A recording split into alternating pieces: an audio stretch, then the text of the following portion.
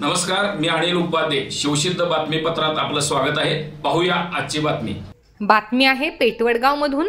विशेष कार्यकारी अधिकाऱ्यांच्या माध्यमातून भारतीय जनता पार्टीच्या कार्यकर्त्यांना समाजसेवेची संधी निर्माण करून देण्याचे काम महाराष्ट्र शासनाने केले आहे. नियुक्ती मिळालेल्या कार्यकर्त्यांनी तळागाळात जाऊन जनतेची सेवा करावी असे आवाहन आमदार डॉक्टर अशोकराव माने यांनी व्यक्त केले. ते पेठवडगाव इथं आयोजित विशेष कार्यकारी दंडाधिकारी नियुक्तीपत्र वाटप प्रसंगी बोलत होते. हातकणंगले तालुक्यातील 155 कार्यकर्त्यांना भारतीय जनता पार्टीच्या कोठ्यामधून विशेष कार्यकारी दंडाधिकारी म्हणून शासनाने नियुक्ती केली आहे. तालुका अध्यक्ष अमरसिंह पाटील यांच्या विशेष प्रयत्नातून कार्यकर्त्यांना संधी मिळाली आहे.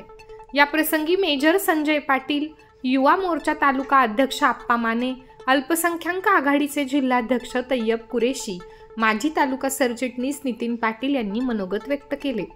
या कार्यक्रमास राजाराम साखर कारखान्याचे संचालक शिवाजीराव पाटील, माजी नगराध्यक्ष मोहनलाल माळी, भाजप शहराध्यक्ष जगन्नाथ माने, मेजर समीर जाधव, मेजर प्रदीप जाधव, धनंजय गोंदकर, संतोष माळी, संतोष भोसले, यशवंत पाटील यांच्यासह पदाधिकारी मोठ्या संख्येने उपस्थित होते.